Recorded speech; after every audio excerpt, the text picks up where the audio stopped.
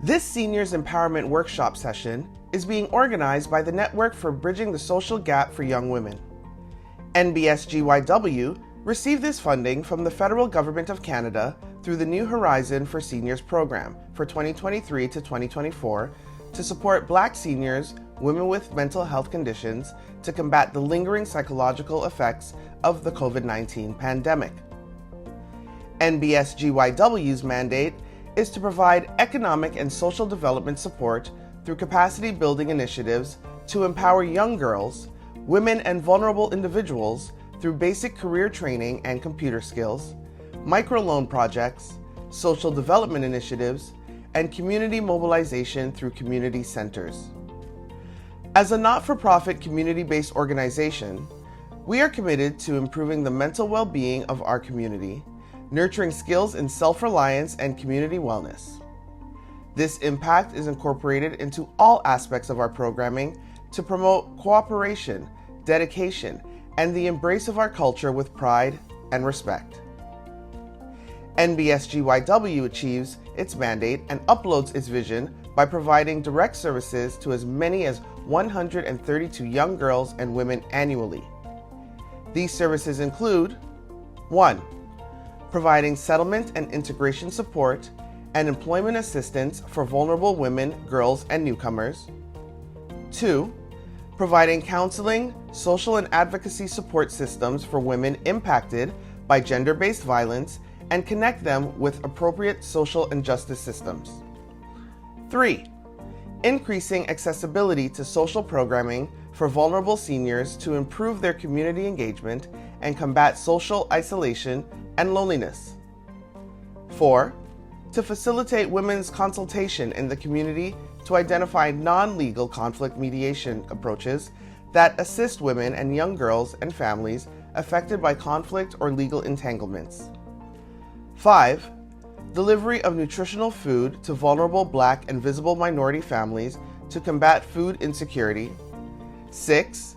To collaborate with government departments and agencies, public and private organizations to help reduce the number of socially vulnerable women and youth facing social implications. And 7. To help facilitate the transfer of knowledge to women, youth, and young adults on establishing and operating a small, medium enterprise. Link them with small grants and loans to support the social and economic participation and inclusion of women and young adults in the labor market.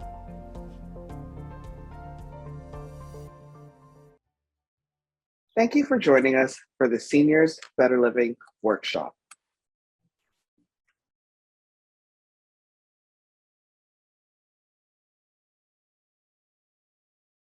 This session focuses on what are some positive aging approaches for seniors and their families to adjust to old age reality.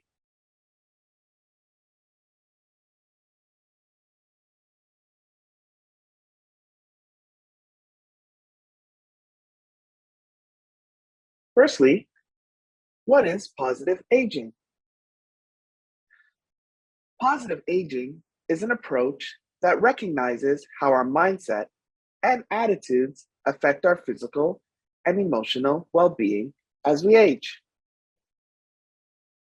The Positive Psychology Institute defines it as the process of maintaining a positive attitude, feeling good about yourself, keeping fit and healthy, and engaging fully in life as you age. The World Health Organization defines positive aging as the process of developing and maintaining the functional ability that enables well-being in older age.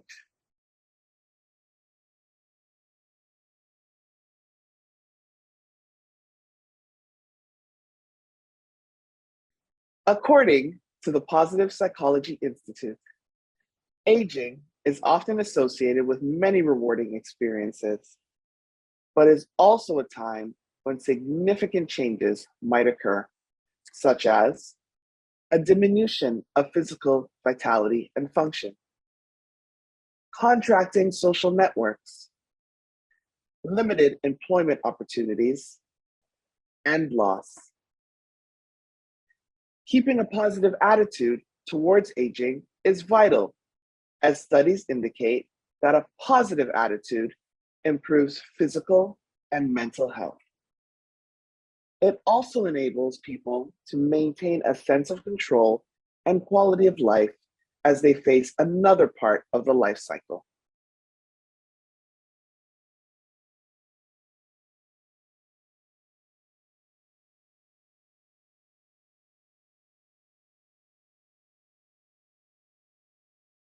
What are some positive aging approaches for seniors and their families to adjust to old age reality? First, we have learning to cope with change. Next, finding meaning and joy. Next, stay connected. And finally, keep the mind sharp.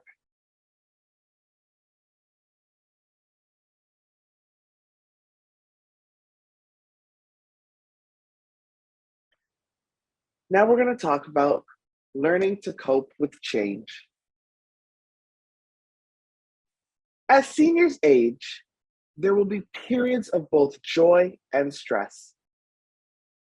It's important for them to build resilience and find healthy ways to cope with challenges. This ability will help seniors make the most of the good times and keep their perspective when times are tough.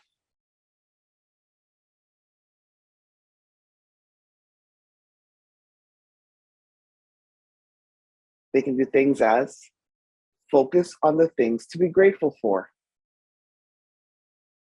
The longer a senior lives, the more they lose. But as they lose people and things, life becomes even more precious. When they stop taking things for granted, that helps them appreciate and enjoy what they have even more. Next, we have acknowledge and express one's feelings. It can be challenging to show emotions, perhaps feeling that such a display is inappropriate and weak.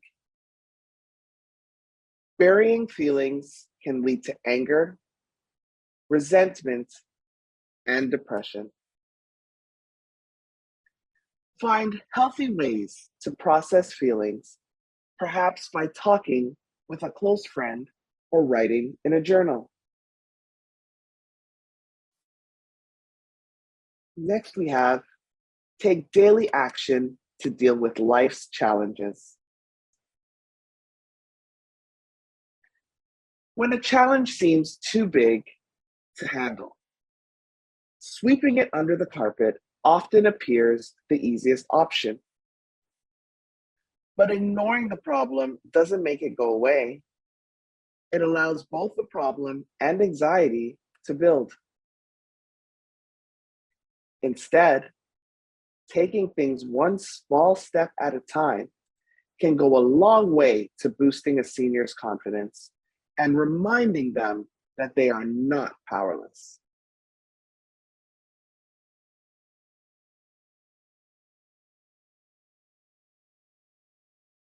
Next, we have finding meaning and joy. A key ingredient in the recipe for healthy aging is the continuing ability to find meaning and joy in life. As seniors age, their life will change and they will gradually lose things that previously occupied their time and gave them purpose.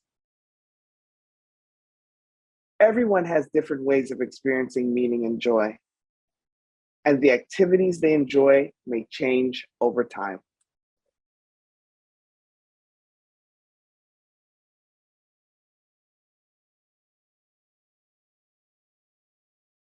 First, we have pick up a long neglected hobby or try a new hobby. Seniors can join classes, clubs, or sports teams. This is a great way to pursue a hobby and expand their social network at the same time. Next, we have learning something new, such as an instrument, a foreign language, a new game, or a new sport. Learning new activities not only adds meaning and joy to life, but can also help to maintain brain health and prevent mental decline. Next, we have get involved in the community. Attending a local event or volunteering for a cause that's important to a senior. Community work can also be a great way of utilizing and passing on the skills honed in a senior's career without the commitment or stress of a regular employment. And finally, we have spend time in nature. Taking a scenic hike, going fishing or camping, enjoying a ski trip, or walking a dog in the park.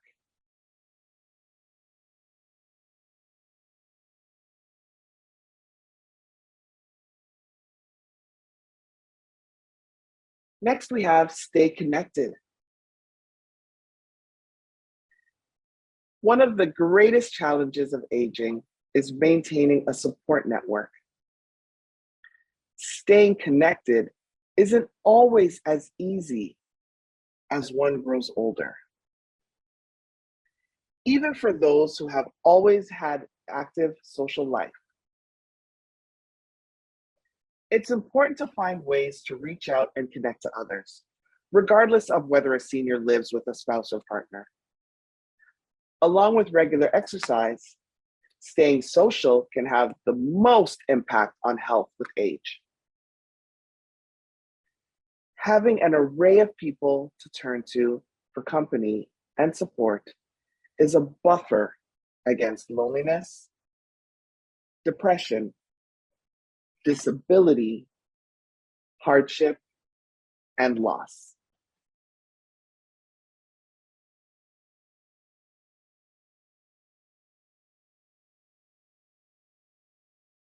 Some things they can do are connect regularly with friends and family. Seniors can spend time with people they enjoy and who make them feel upbeat. It may be a neighbor they like to exercise with, a lunch date with an old friend, shopping with their children, or playing with grandkids. Next, make an effort to make new friends. As an elder loses people in their circle, it is vital to make new connections so their social support and life doesn't decline. Younger friends can re-energize seniors and help them see life from a fresh perspective. And next we have volunteer. Giving back to the community is a wonderful way to strengthen social bonds and meet others interested in similar activities or who share similar values. Even if one's mobility becomes limited, you can get involved by volunteering on the phone.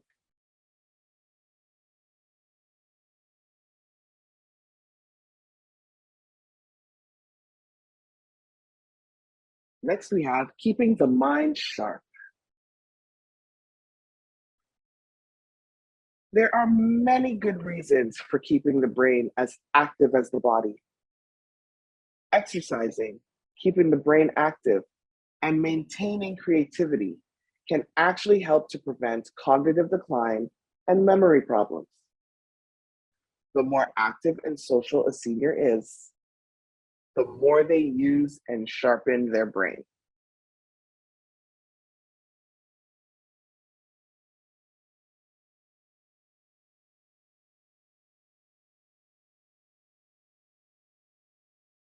Some things they can do are challenge your brain. For some seniors, challenging the brain could involve playing new games or sports. Others may enjoy puzzles or trying out new cooking recipes. Next, we have vary habits. Seniors don't have to work elaborate crosswords or puzzles to keep their memory sharp. Varying your habits can help to create new pathways in the brain. And finally, we have taking on a completely new subject. Taking on a new subject is a great way to continue to learn. It could be learning a new language, learning new computer skills, or learning to play the piano. There are many inexpensive classes at community centers or community colleges that allow seniors to tackle new subjects.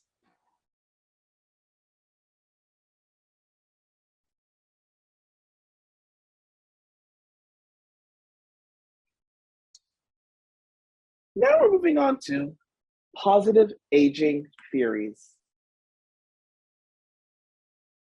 These are listed as disengagement theory, the activity theory, continuity theory, and the life course perspective.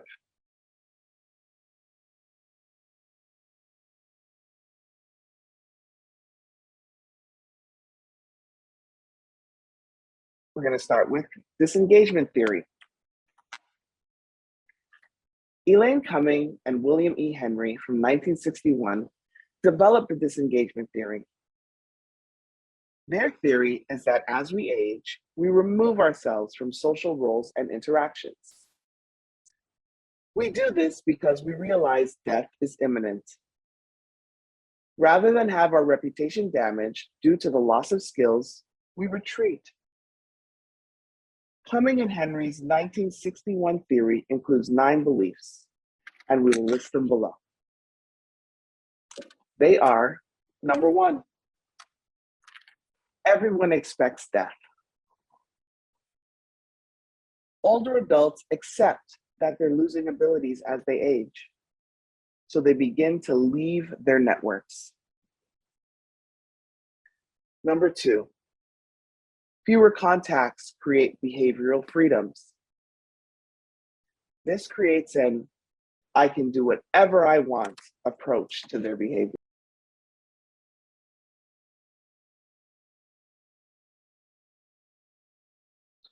Number 4, the ego evolves as it ages. The older adult steps aside so the younger person can take over in whatever role the elder leaves. The older person seeks out personal enjoyment. Number 5, complete disengagement occurs when society is ready for it. Older adults can't transition unless society is ready to let them. Number 6, disengagement can occur if people lose their roles. Roles are gender specific. Men do labor, women handle domestic responsibilities. If they're unable to fulfill their role, then disengagement happens. Number 7, readiness equates to societal permission. When older adults begin pondering their death, sense a loss of status, and lose ego energy, then society allows disengagement.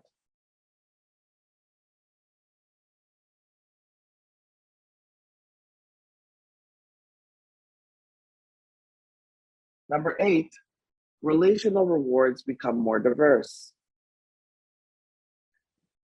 Societal rewards tend to include upward mobility. Disengagement creates horizontal rewards. People look to their remaining interpersonal relationships to fill the vertical reward void. And finally, number 9, this theory is independent of culture. It takes on the norms of the person's culture. The entire process is mutual and acceptable between the person and society. A person's usefulness determines when they disengage.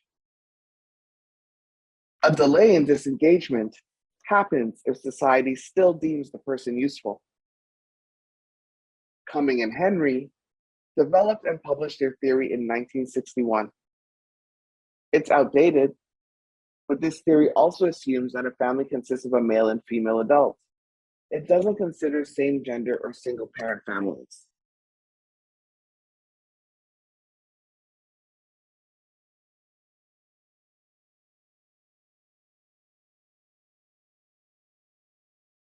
Next, we have the activity theory. The activity theory proposes that aging adults who engage in daily activities that they perceive as productive age successfully. It takes into account the value of social interactions in aging gracefully. Developed in 1961 by Robert Havegers, it applies to anyone at any age. People are happier when engaged in activities they enjoy. This fits well with the self-determination theory of motivation.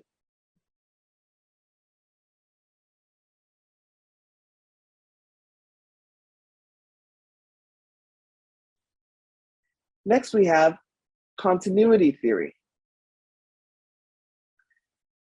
Continuity theory is a person's ability to maintain their habits, preferences, lifestyle, and relationships as they age. It states that people try to maintain continuity between who they were and who they're becoming. It's like the concept of crystallized intelligence. A person takes their knowledge from the past and applies it to future changes. Continuity theory is about balance. There also are two types of continuity: internal and external. Internal is about our personality traits, while external is about our environment.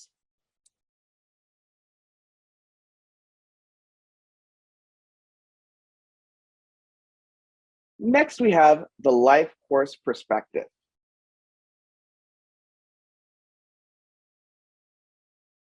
This theory takes into consideration your previous life experiences, including family history.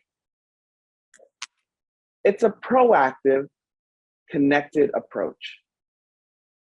It encompasses social, emotional, and physical development throughout the lifespan.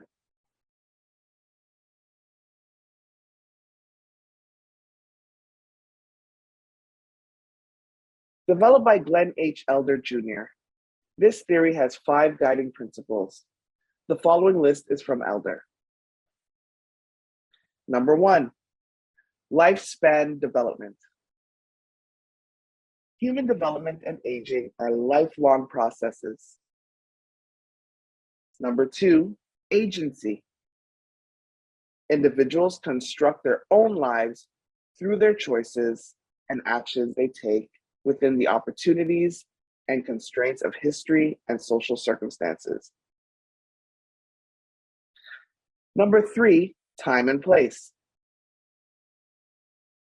The life course of individuals is embedded and shaped by the historical times and places they experience over their lifetime. Number 4, timing. The developmental antecedents and consequences of life transitions, events, and behavioral patterns vary according to their timing in a person's life. And number 5, linked lives. Lives are lived interdependently, and socio-historical influences are expressed through this network of shared relationships.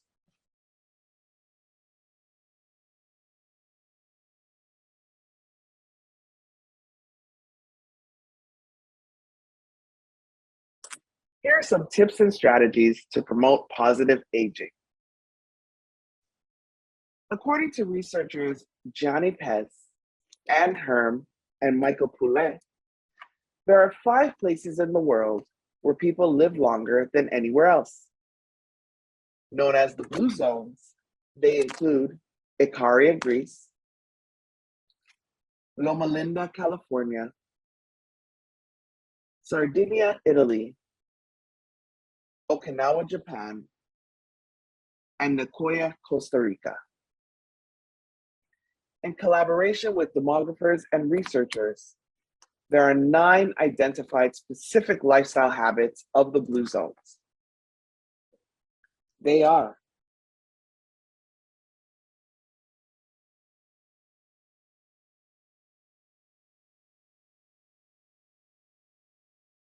move naturally.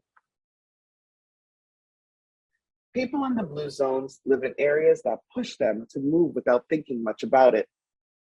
Their exercise includes activities like gardening. Next, we have purpose, called ikigai by the Okinawans.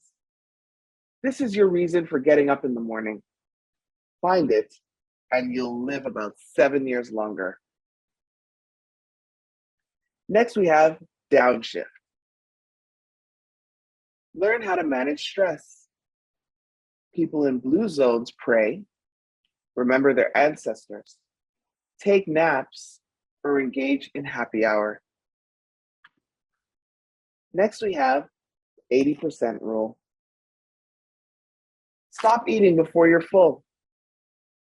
Eat your smallest meal in the late afternoon or early evening.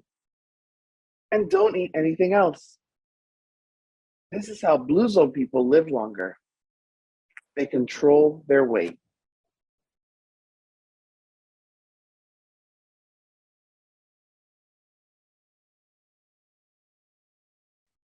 Next, we have plant slant. Eat more beans. Some people in the Blue Zones eat pork, but not more than a handful of times in a month. Serving sizes are 3 to 4 ounces. Next, we have wine at 5. Wetner discovered that everyone in the Blue Zones except Adventists drink alcohol. They drink 1 to 2 glasses a day with friends and or with food. He suggests Sardinian Canano wine. Next, we have belong. Most of the centenarians belong to a faith-based community. Their research shows that attending services 4 times per month adds 4 to 14 years to your life. And then we have loved ones first. Blue Zone people put family and their partners first. Aging parents and grandparents often live in the same home with their children or nearby. This lowers disease and mortality rates of children in the home, according to Wetner's team.